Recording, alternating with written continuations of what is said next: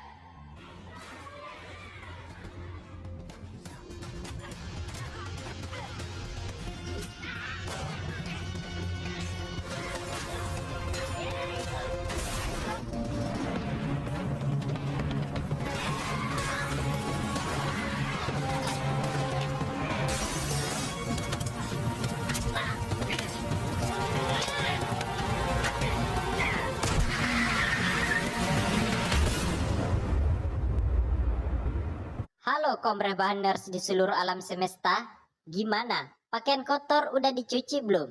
Daripada kita pusing, mari kita lanjut rebahan saja sambil menikmati alur film yang satu ini. Kalau biasanya psikopat dikenal dengan kecerdasan dan kebrutalannya hingga sulit ditangani, nah kali ini psikopatnya masih cerdas dan sadis, hanya saja mungkin sedikit apes. Film yang berjudul The Gangster, The Cop, and the Devil ini rilis pada tahun 2019 yang menceritakan bagaimana kerjasama antara gangster dan pihak kepolisian untuk menangkap seorang psikopat pembunuh berantai. Tanpa perlu berlama-lama lagi, mari kita ke alur ceritanya. Diawali dengan melihat sebuah tabrakan dua mobil di jalan sunyi. Kemudian masing-masing pengendara itu keluar untuk mengatasi masalahnya itu. Lalu, salah satu dari mereka memotret mobilnya dengan tujuan bisa mendapatkan asuransi akibat ditabrak. Saat lengah, orang yang menabraknya itu tiba-tiba menikamnya dari belakang, kemudian membunuhnya di dalam mobil dengan sangat amat sadis. Dan itulah psikopat yang bernama Kang Kyung. Lalu film pun dimulai.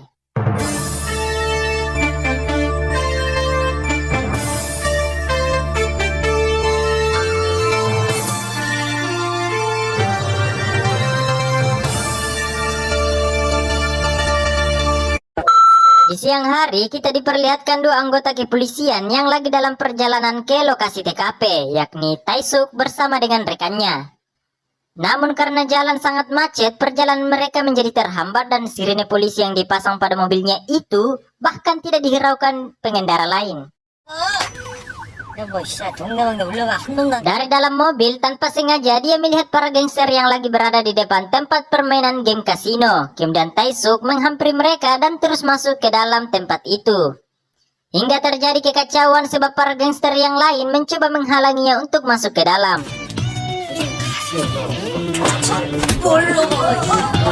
Di sisi lain, kita melihat bos gangster yang lagi sibuk latihan tinju. Beliau bernama Dong-su, sang ketua gangster yang menguasai sebagian besar wilayah di kota ini. Tak berselang lama, datanglah tangan kanannya yang bernama Oh Seung. Kemudian Oh Seung memberitahu bosnya jika Tae-suk membuat kekacauan di tempat bisnisnya. Mendengar hal itu membuatnya jadi geram yang rupanya dari tadi sedang menyiksa orang.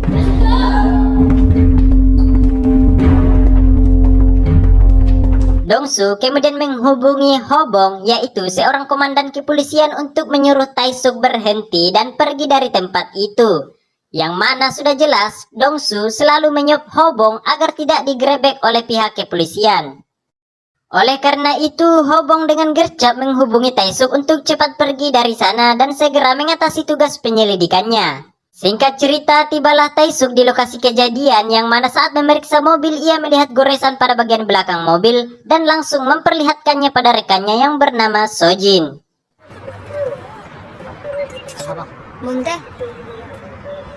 Oleh karena itu, mereka berdua membuat kesimpulan sementara bahwa kasus ini adalah pembunuhan yang persis dengan kejadian sebelumnya, di mana pelaku selalu menabrak mobil korbannya dari belakang. 차라리 그랬으면 좋겠다 우발적으로. Scene berpindah di mana Dongsu yang lagi menyelesaikan masalahnya dengan pesaing bisnisnya yang bernama Sangdu, yang juga seorang ketua gangster yang sangat menginginkan sebagian wilayah kekuasaannya. Meski demikian, Dongsu selalu memperlakukan Sangdu dengan baik. 쓸데없이 일 버리지 말고. Oh Seong tentu saja tidak terima bosnya diperlakukan seperti itu, sehingga dia marah pada Sangdu. Namun tangan kanannya Sangdu yang bernama Monsik juga ikut tidak terima sehingga hampir terjadi perkelahian di antara mereka. 이지르라고 진짜.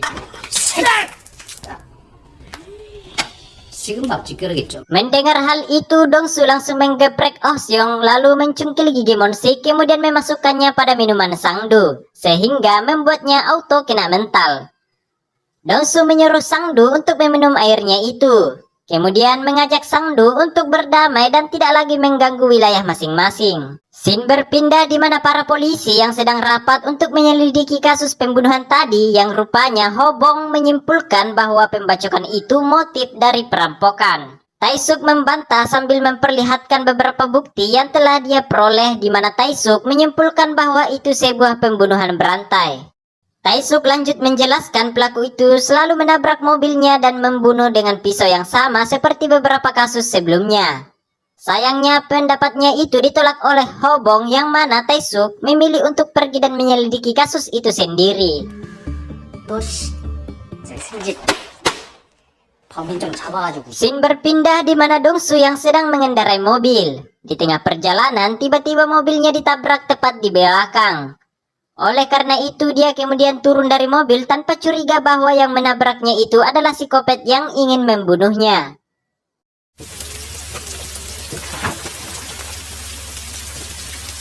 Namun kali ini Dongsu tidak memperpanjang masalahnya kemudian menyuruhnya untuk pergi.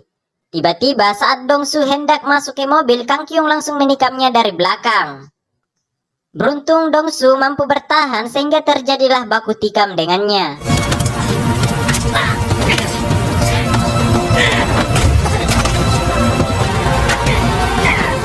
Di sini Dongsu terkena beberapa tusukan tapi masih dapat bertahan, lalu menusuk Kang Kyung tepat di bagian dada sehingga Kang Kyung harus kabur dan sempat menabrak Dongsu hingga pingsan.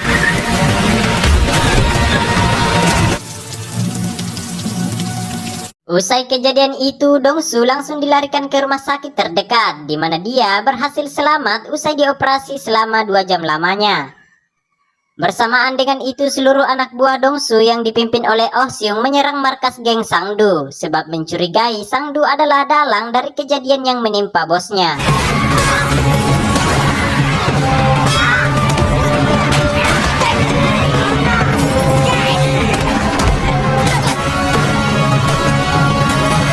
Di tempat lain diperlihatkan di mana Kang Kyung yang berhasil kabur hingga ke pedesaan. Dalam mobilnya dia mencoba menjahit lukanya sendiri, setelah itu dia masih sempat membunuh pemilik panti anjing di lokasi itu.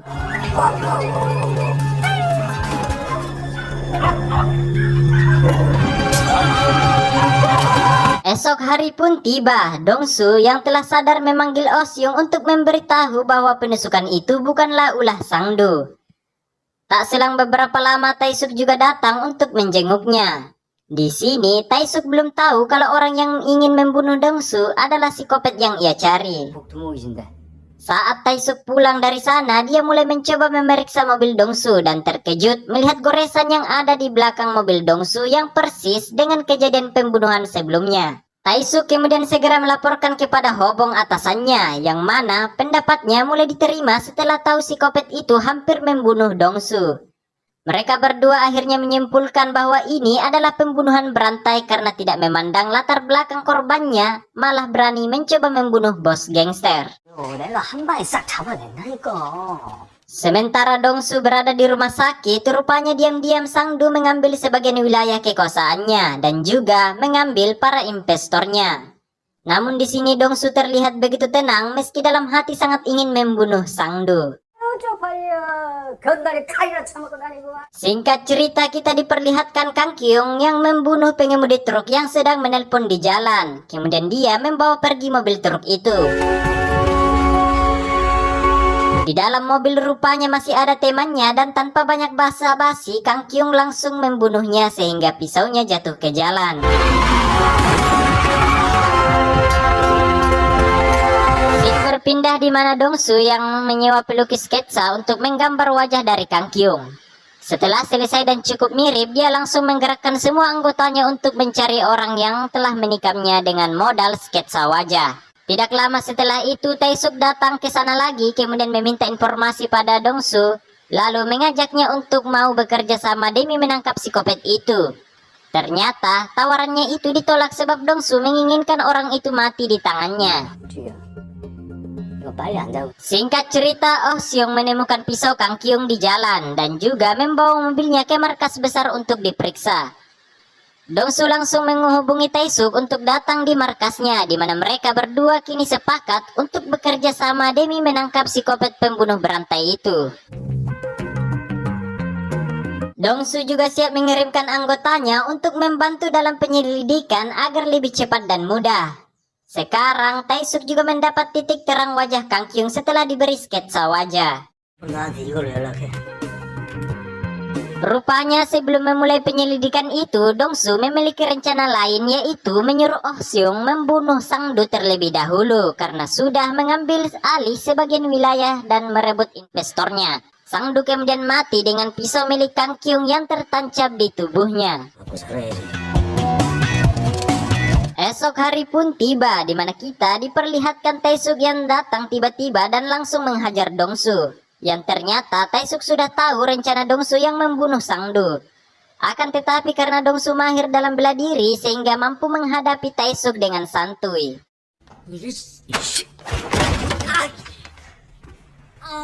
아직 아주 집으로 왔어.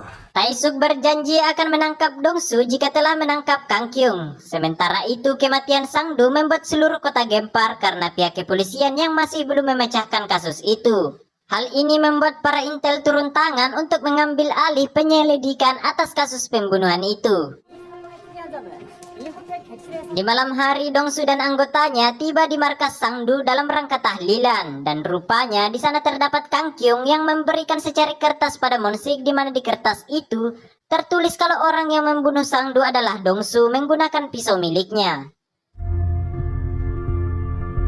Esok hari pun tiba saat Dongsu dan Taesuk sedang mencari bukti pada mobil Kang Kyung. Tiba-tiba datang Monsik serta pasukannya yang langsung menyerang mereka berdua. Hingga pada akhirnya mereka berhasil membunuh Monsik dan anggotanya. Kemudian Dongsu mengubur semua mayat itu untuk menghilangkan jejak. 야, 끝났어.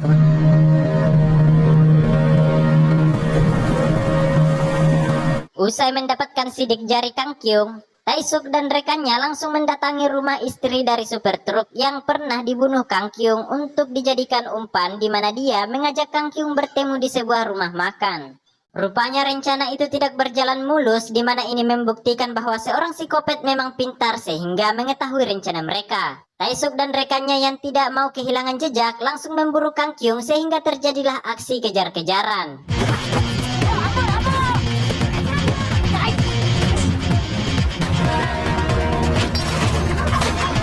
Pada akhirnya Kang Kyung berhasil lolos lagi dari kejaran mereka.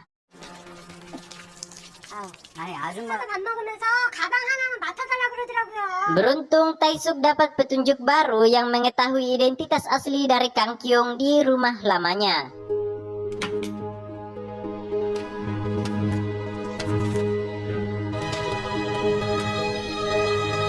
Dengan modal itu, Dongsu memanggil seluruh anggotanya untuk mencari Kang Kyung sampai ke pelosok di kota itu.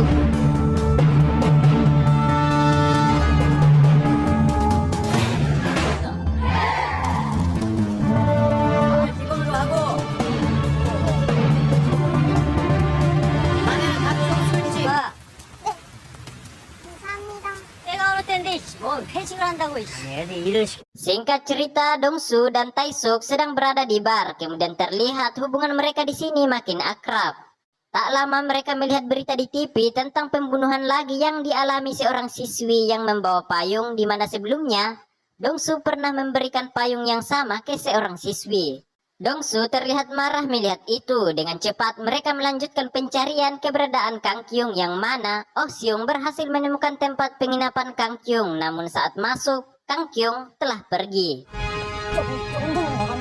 Mereka akhirnya berencana menunggu. Ketika Kang Kyung ke sana, rupanya dirinya sudah tahu jika para gangster dan polisi telah mengawasinya, dan dengan gercep langsung menancap gas pergi dari situ.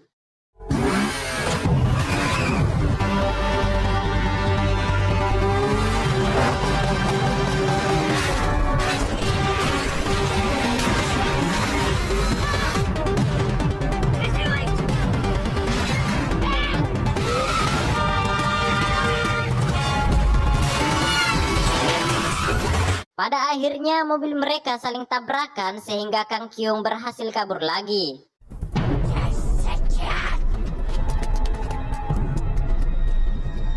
Mereka kemudian mengejar dengan cara berpencar, namun sayangnya Oh Seung mendapat tikaman oleh Kang Kyung yang telah menunggunya, sehingga teriakan Oh Seung terdengar oleh Dongsu dan Taesuk.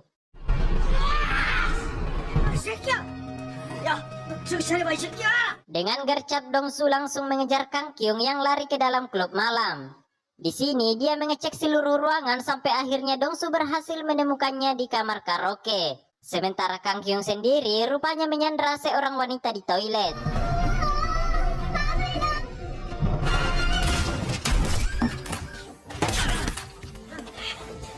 Tanpa menunggu lama, Dongsu langsung melayangkan pukulan telak di balik pintu hingga membuat Kang Kyung pingsan seketika.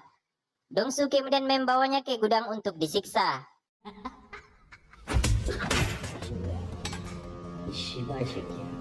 Saat ingin membacok, tiba-tiba muncul Taesuk menabrak Dongsu. Taesuk mau psikopat itu diproses secara hukum. 변호사는 소집할 돈이 없지만은 국민들 저줄 건 빨로 가. Setelah kerjasama, Taesuk rupanya menangkap seluruh anggota Dongsu dan menggrebek bisnisnya dengan tuduhan penipuan mesin kasino. Di persidangan, Taesuk tidak memiliki cukup bukti tentang pembunuhan berantai itu, sehingga membuat hakim ingin membebaskan Kang Kyung. 단정 지을 수 없습니다. 예, 맞습니다. Tapi Dongsu tiba-tiba hadir sebagai korban lolos dari pembunuhan dan menjadi saksi di persidangan itu. Sebenarnya saat ia menyiksa Taesuk sebab berkhianat, tiba-tiba Taesuk memberinya ide agar dapat balas dendam kepada Kang Kyung, yaitu harus jadi saksi di persidangan, ditambah Dongsu harus mengakui juga kalau dia yang membunuh Sangdu. 사실 그대로 말하고 만일 거짓 Dongsu kemudian melepas bajunya, kemudian memperlihatkan beberapa bekas tusukan di tubuhnya. Kemudian menyuruh Kang Kyung memperlihatkan bekas tusukan di dada kirinya yang Dongsu sempat tusuk. 내가 왼쪽 가슴을 찔렀는데 분명히 칼자국. Dirasa buktinya sudah cukup kuat, hakim kemudian memutuskan Kang Kyung dijerat hukuman mati dan membuat Dongsu juga masuk penjara sebab telah mengakui perbuatannya yang sudah membunuh Sangdu. 참작하여 형을 정했다.